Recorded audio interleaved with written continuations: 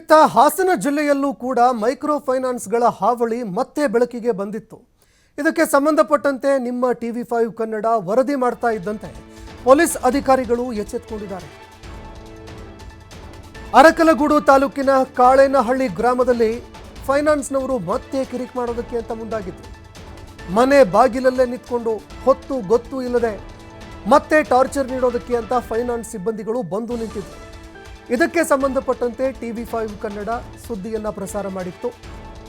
TV5 ಕನ್ನಡದಲ್ಲಿ ಇದರ ವರದಿ ಪ್ರಸಾರವಾಗ್ತಾ ಇದ್ದಂತೆ ಪೊಲೀಸ್ ಅಧಿಕಾರಿಗಳು ಸ್ಥಳಕ್ಕೆ ಈಗ ಭೇಟಿ ಕೊಟ್ಟಿದ್ದಾರೆ.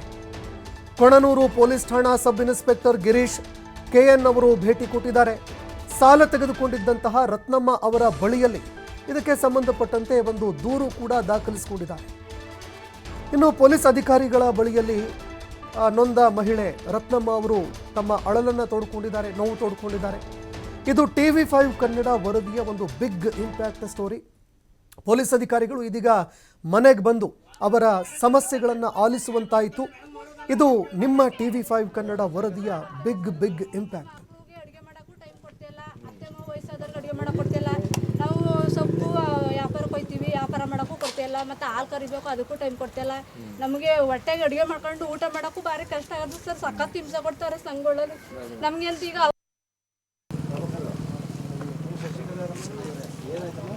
ಸರ್ ನಮ್ಮನ್ನ ಊರಲ್ಲಿರೋ ಕೊಡ್ತಿಲ್ಲ, ಒಂದು ವಾರದ್ದು ಕಟ್ತೀನಿ ತಡೀರಿ ಅಂದ್ರೂ ಕೊಯ್ದ ಕೊಡ್ತಿಲ್ಲ ಸರ್. ನೀವು ಬೆಳಗ್ಗೆನೂ ಬರ್ತಾರೆ, ಡೈಲಿ ಬರ್ತಾರೆ, ಅದು ಒಂದೊಂದು ಬಂದು ಕೊಡ್ತಿಲ್ಲ ಸರ್. ಮತ್ತೆ ಮಕ್ಕಳಿಗೆ ಅಡುಗೆ ಮಾಡೋಕ್ಕೂ ಟೈಮ್ ಕೊಡ್ತಿಲ್ಲ, ಅತ್ತೆ ಮಾವ ವಯಸ್ಸಾದವ್ರಿಗೆ ಅಡುಗೆ ಮಾಡೋಕೆ ಕೊಡ್ತಿಲ್ಲ. ನಾವು ಸೊಪ್ಪು ವ್ಯಾಪಾರಕ್ಕೆ ಹೋಗ್ತೀವಿ, ವ್ಯಾಪಾರ ಮಾಡೋಕ್ಕೂ ಕೊಡ್ತಿಲ್ಲ, ಮತ್ತು ಹಾಲು ಕರಿಬೇಕು ಅದಕ್ಕೂ ಟೈಮ್ ಕೊಡ್ತಿಲ್ಲ. ನಮಗೆ ಹೊಟ್ಟೆಗೆ ಅಡುಗೆ ಮಾಡ್ಕೊಂಡು ಊಟ ಮಾಡೋಕ್ಕೂ ಭಾರಿ ಕಷ್ಟ ಆಗೋದು ಸರ್. ಸಖತ್ ಹಿಂಸೆ ಕೊಡ್ತಾರೆ ಸಂಘಗಳಲ್ಲಿ ನಮಗೆ ಅಂತ. ಈಗ ಅವರಿಂದ ಸರ್ ಊರಲ್ಲಿ ಇಲ್ವಲ್ಲ, ಅವ್ರ ಹತ್ರ ಇರ್ಕೊಂಡು ನೀವು ಊರು ಬಿಟ್ಟು ಹೋಗಿ ಅಂತಾರೆ ಸರ್. ನಾವು ಊರು ಬಿಟ್ಟು ಹೋಗೋಕ್ಕಾಯ್ತದ? ನಮ್ಗೆ ಟೈಮ್ ಬೇಕು, ಕಟ್ತೀವಿ, ಒಂದು 6-7 ತಿಂಗಳು ಟೈಮ್ ಬೇಕು ಸರ್. ನಮ್ಗೆ ಹೊಟ್ಟೆಗೆ ಊಟ ತಿನ್ನೋಕ್ಕೂ ಆಯ್ತಿಲ್ಲ ಸರ್. BSSR ಮತ್ತು ಸಮಸ್ತ RBL ಸರ್ ಅವು ಆಲೇ ತೀರಕ್ಕೆ ಬಂದು 15 ಕಂತು ಆಗವೆ ನಮ್ಮವು. ಇನ್ನೊಂದು 5-6 ಕಂತಿಗೆಲ್ಲ ಸರ್ ಸಖತ್ ಹಿಂಸೆ ಟಾರ್ಚರು. ಮತ್ತು 6 ಗಂಟೆಗೆ ಬಂದರೆ 10 ಗಂಟೆ ರಾತ್ರಿ ಆದರೂ ಮನೆ ಬಿಟ್ಟು ಹೋಯ್ತಿಲ್ಲ ಸರ್. ಈ ಬಾಕ್ಲೆಲ್ಲ ಇದು ಮಾಡಿ BSSR ಬಾಕ್ಲ ಮಾಡಾಕ್ಬಿಟ್ಟಾರೆ ಸರ್. ಜೀವನ ಈ ಥರ ಹಿಂಸೆ ಕೊಟ್ಟು ನಮಗೆ ಜೀವನ ಮಾಡೋಕ್ಕೆ ಹಿಂಸೆ ಸಖತ್ತು ಸರ್. ಇವ್ರುಗಳು ಟಾರ್ಚರ್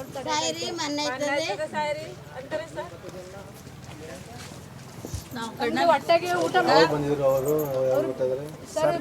ಮೈಕ್ರೋ ಫೈನಾನ್ಸ್ ಹಾವಳಿಯನ್ನು ತಡೆಗಟ್ಟಲಿಕ್ಕೆ ಈಗಾಗಲೇ CM ಸಿದ್ದರಾಮಯ್ಯನವರು ಒಂದಿಷ್ಟು ಕ್ರಮಗಳನ್ನು ಕೂಡ ಕೈಗೊಂಡಿದ್ದರು. ಜೊತೆಗೆ ಸಭೆಯನ್ನು ಕೂಡ ಮಾಡಿದರು. ಅಧಿಕಾರಿಗಳ ಮಟ್ಟದಲ್ಲಿ ಸಭೆ ಮಾಡಿ ಒಂದಿಷ್ಟು ಸಲಹೆ ಸೂಚನೆಗಳನ್ನು ಕೊಟ್ಟಿದ್ದರು. ಆದರೆ ಅವ್ರು ಕೊಟ್ಟ ನಂತರ ಮತ್ತೆ ಮೈಕ್ರೋ ಫೈನಾನ್ಸ್ನ ಹಾವಳಿ ಹೆಚ್ಚಾಗಿರುವಂಥದ್ದು. ಹಾಸನ ಜಿಲ್ಲೆ ಅರಕಲಗೂಡು ತಾಲೂಕಿನ ಕಾಳೇನಹಳ್ಳಿ ಗ್ರಾಮದಲ್ಲಿ ಒಂದು ಸಾಕಷ್ಟು ಕುಟುಂಬಗಳು ಕೂಡ ಮೈಕ್ರೋ ಫೈನಾನ್ಸ್ನ ಸಾಲವನ್ನು ಕಟ್ಟಲಿಕ್ಕಾಗ್ದೇ ಗ್ರಾಮವನ್ನು ಕೂಡ ತೊರೆದಿರುವಂತಹ ಮಾಹಿತಿ ಸದ್ಯಕ್ಕೆ ಲಭ್ಯವಾಗಿರ್ತಕ್ಕಂಥದ್ದು. ಯಾಕಂತಂದರೆ ಕೆಲವರು ಆ ಮೈಕ್ರೋ ಫೈನಾನ್ಸ್ನ ಸಿಬ್ಬಂದಿಗಳು ಗ್ರಾಮಕ್ಕೆ ಎಂಟ್ರಿ ಆದ ತಕ್ಷಣ ಮನೆ ಬಾಗಿಲು ಹಾಕಿಕೊಳ್ಳುವಂತಹ ಪರಿಸ್ಥಿತಿ ಈಗಾಗಲೇ ಎದುರಾಗಿರುವಂಥದ್ದು. ಜೊತೆಗೆ ಇನ್ನೊಂದು 4-5 ಕುಟುಂಬ ಗ್ರಾಮವನ್ನು ತೊರೆದಿದ್ದಾರೆ ಅನ್ನುವ ಮಾಹಿತಿ ಲಭ್ಯವಾಗಿದೆ. ಈಗಾಗಲೇ ಕೊಣನೂರು ಪೊಲೀಸರಿಗೆ ಈ ಮೈಕ್ರೋ ಸಿಬ್ಬಂದಿಗಳ ಏನು ಕಾಟಕ್ಕೆ ಕೊಣನೂರು ಪೊಲೀಸರಿಗೂ ಕೂಡ ವಿಚಾರವನ್ನು ಮುಟ್ಟಿಸಿದ್ದಾರೆ. ಸಾಕಷ್ಟು ಇವತ್ತು ಬೆಳಿಗ್ಗೆ ಮೈಕ್ರೋ ಫೈನಾನ್ಸ್ನ ಸಿಬ್ಬಂದಿಗಳು ರೈತ ಮಹಿಳೆ ರತ್ನಮ್ಮ ಎಂಬುವರ ಮನೆಗೆ ಬಂದು ಹೊಸಲಲ್ಲಿ ಕುಳಿತಿರುವಂತಹ ಘಟನೆ ಕೂಡ ನಡೆದಿತ್ತು. ಆದರೆ ಮೈಕ್ರೋ ಫೈನಾನ್ಸ್ನ ಹಾವಳಿ ಹಾಸನದಲ್ಲಿ ದಿನದಿಂದ ದಿನಕ್ಕೆ ಹೆಚ್ಚಾಗ್ತಾ ಇದೆ. ಈಗಾಗಲೇ 4-5 ಕುಟುಂಬಗಳು ಕಾಳೇನಹಳ್ಳಿಯ ಗ್ರಾಮವನ್ನು ತೊರೆದಿರ್ತಕ್ಕಂಥದ್ದು.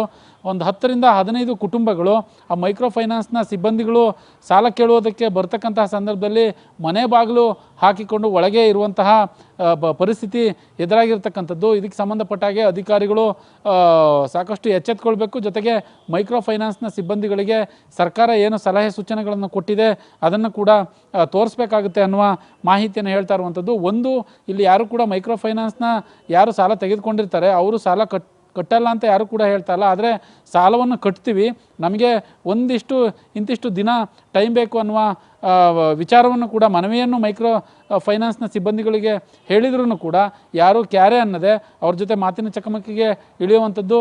ಜೊತೆಗೆ ಸಾಲ ಕಟ್ಟಲೇಬೇಕು ಅನ್ನುವ ತಾಕೀತನ್ನು ಮಾಡಿರುವಂತಹ ಘಟನೆ ಹಾಸನ ಜಿಲ್ಲೆಯಲ್ಲಿ ಹೆಚ್ಚಾಗ್ತಾ ಇರುವಂಥದ್ದು.